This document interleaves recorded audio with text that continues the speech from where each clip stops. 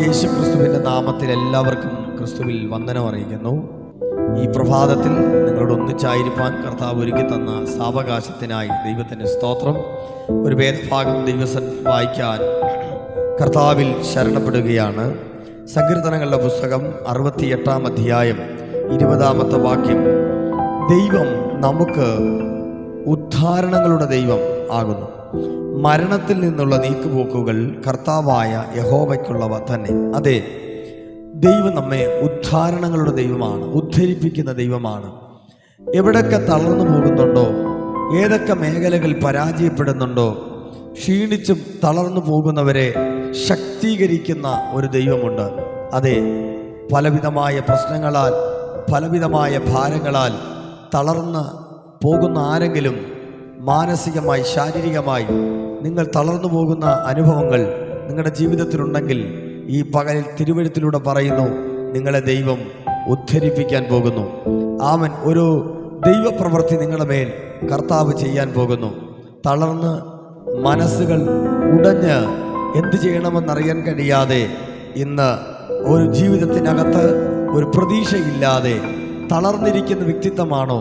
പലവിധമായ ചിന്തകളും പലവിധമായ ഭാരങ്ങളാലും വലയുന്ന വ്യക്തിയാണോ? ഭാരപ്പെടരുത്.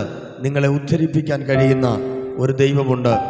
മരണത്തിൻ്റെ നീക്കുപോക്കുകൾ കർത്താവായ യഹോവയ്ക്കുള്ളവ തന്നെ. അതെ, ദൈവത്തിൻ്റെ തിരുവെഴുത്ത് പറയുന്നു, പലവിധമായ പ്രശ്നങ്ങളുടെ നടുവിൽ ആമേൻ ജീവിതം അവസാനിപ്പിച്ചാൽ മതി എന്ന് ചിന്തിക്കുന്ന ആരെങ്കിലും എന്നെ കേൾക്കുന്നവരുണ്ടെങ്കിൽ ഇന്ന് പകലിൽ നിങ്ങളോടാണ് ഈ ദൈവ സന്ദേശം. ദൈവത്തിൻ്റെ ആത്മാവ് പറയുന്നു, നിങ്ങളെ വിടുവിക്കാൻ കഴിയുന്ന, നിങ്ങളുടെ തകർച്ചയിൽ നിന്ന്, നിങ്ങളുടെ ജീവിതത്തിൻ്റെ പ്രതീക്ഷകൾ അസ്തമിച്ച ഇടത്ത് നിന്ന് നിങ്ങളെ ദൈവം ഉദ്ധരിപ്പിക്കാൻ പോകുന്നു. ഈ വചനം കേട്ട് വിശ്വസിക്കാൻ കഴിയുമോ? ഏലിയാവ് എന്ന് പറയുന്നൊരു മനുഷ്യൻ കിരീത്ത് തോട്ടിലെ വെള്ളം കുടിച്ച്, കാക്ക കൊടുത്ത ആഹാരം കഴിച്ച് അവൻ ദൈവത്തിനു വേണ്ടി നിലനിന്നതായ ഏലിയാവ് ഒരിക്കൽ കാക്കയുടെ വരവ് നിന്നു. ആമേൻ. വെള്ളം കിരീത്ത് തോട്ടിലെ വെള്ളം വറ്റിമാറി. പക്ഷെ ദൈവം പറഞ്ഞു, നീ സാരാഭാത്തിലേക്ക് ചെല്ലുക. തിരുവെഴുത്ത് ഇങ്ങനെ വ്യക്തമായി വിളിച്ചു പറയുന്നു, സാരാഭാത്തിലേക്ക് ചെല്ലുമ്പോൾ അവിടെ ജീവിതത്തിൻ്റെ എല്ലാ പ്രതീക്ഷകളും അസ്തമിച്ച് ഇനി മുമ്പിൽ മരണം മാത്രമേ ഉള്ളൂ എന്ന് ചിന്തിച്ച് വിറക് പറക്കി ആമൻ ആ വീട്ടിലുണ്ടായിരിക്കുന്ന അല്പമായ മാവ് കൊണ്ടും എണ്ണ കൊണ്ടും ആമ അടയുണ്ടാക്കി തൻ്റെ മകന് കൊടുത്ത് ജീവിതം അവസാനിപ്പിക്കാൻ നിന്ന ആ സഹോദരിയുടെ ഭവനത്തിലേക്ക് അഭിഷക്തനാകുന്ന ഏലിയാവിനെ ദൈവം അയച്ചു. നിങ്ങൾക്കറിയാമോ, ആ ഭവനത്തിൽ ആ സഹോദരിയും കുഞ്ഞിനെയും മാത്രമല്ല, അവൾ പറഞ്ഞൊരു പദമുണ്ട്, ആമ നീ എനിക്ക് കുടിക്കാൻ വെള്ളം തരിക, ഒരടയും കൂടെ ഉണ്ടാക്കി തരിക എന്ന് ഏലിയാവ് പറയുമ്പോൾ, ഇല്ല യജമാനനെ, അങ്ങ് പറയുന്നത് പോലെ ഒരു പിടി മാവല്ലാതെ എൻ്റെ കയ്യിലൊന്നുമില്ല. ഇത് മകന് ഒരപ്പം ഉണ്ടാക്കി കൊടുത്ത് ഞങ്ങൾ ഈ ലോകത്ത് നിന്ന് മാറാൻ, മരിക്കാൻ ആഗ്രഹിച്ചിരിക്കുന്നു എന്ന് അവർ പറയുമ്പോൾ, ആമേൻ, ദൈവദാസൻ പറയുന്നു, നീ എനിക്ക് ഉണ്ടാക്കിക്കൊണ്ട് തരിക, പിന്നെ നീയും നിൻ്റെ കുടുംബവും നീയും നിൻ്റെ മകനും ഉണ്ടാക്കി കഴിക്കുക എന്ന് പറഞ്ഞ് ആമേൻ ആ ഏലിയാവ് പറഞ്ഞു വിടുമ്പോൾ നിങ്ങൾക്കറിയാമോ, ആ ഭവനത്തിൻ്റെ സിറ്റുവേഷനുകൾ മാറുവാനിടയായി.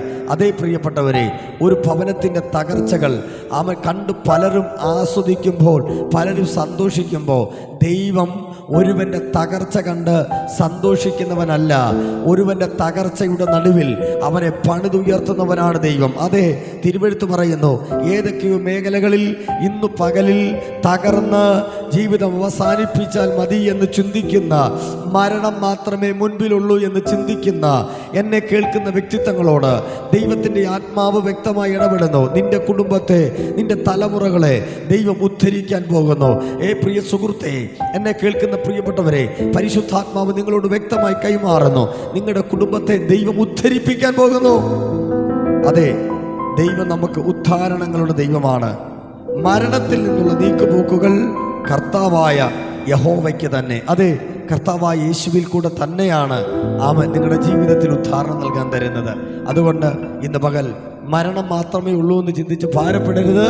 നമ്മളെ ഉദ്ധരിപ്പിക്കുന്നൊരു ദൈവമാണ്. അതെ, നിങ്ങളുടെ ജീവിതത്തിനകത്ത് ഏതൊക്കെ വിഷയങ്ങൾക്കകത്താണ് ഭാരപ്പെടുന്നത്, ദൈവം അതിനകത്ത് പ്രവർത്തിക്കാൻ പോകുന്നു. വിശ്വസിക്കുക.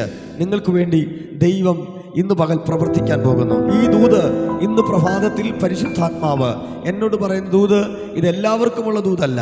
പക്ഷെ പരിശുദ്ധാത്മാവ് പറയുന്നു, തകർന്ന് ഇനി മരണം മാത്രമേ മുമ്പിലുള്ളൂ എന്ന് ചിന്തിച്ച് കരയുന്ന വ്യക്തിത്വങ്ങൾ ഇന്ന് ലൈവ് ഇന്ന് നിങ്ങൾ കേൾക്കുമ്പോഴും ഇത് കഴിഞ്ഞ് എപ്പോഴെങ്കിലും ഈ വീഡിയോ കാണുന്ന നിങ്ങളോടുള്ള ദൂതാണ്. അതുകൊണ്ട് ഭാരപ്പെടരുത്. നിങ്ങളെ ഉദ്ധരിപ്പിക്കുന്ന ഒരു ദൈവം. പരിശുദ്ധ പിതാവേ, ജീവിതത്തിൻ്റെ മേഖലകളിൽ ഇനി ആത്മഹത്യ മാത്രമേ ഉള്ളൂ, ജീവിതം ഞാൻ അവസാനിപ്പിക്കാൻ പോകുകയാണ്, മരണം മാത്രമേ എൻ്റെ മുമ്പിലുള്ളൂ എന്ന് ചിന്തിക്കുന്നവർ എന്നെ കേൾക്കുന്നവരുണ്ട്.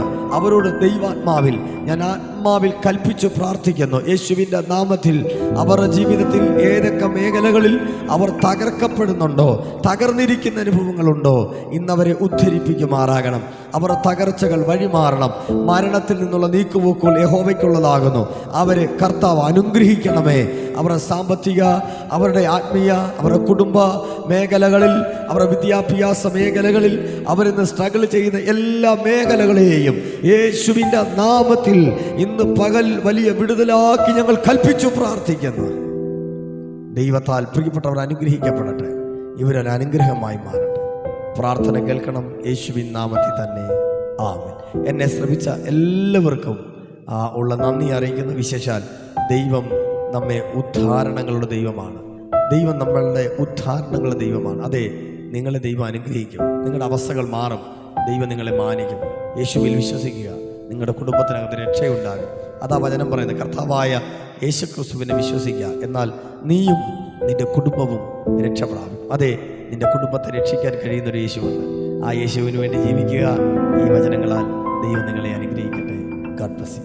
Thank you very much.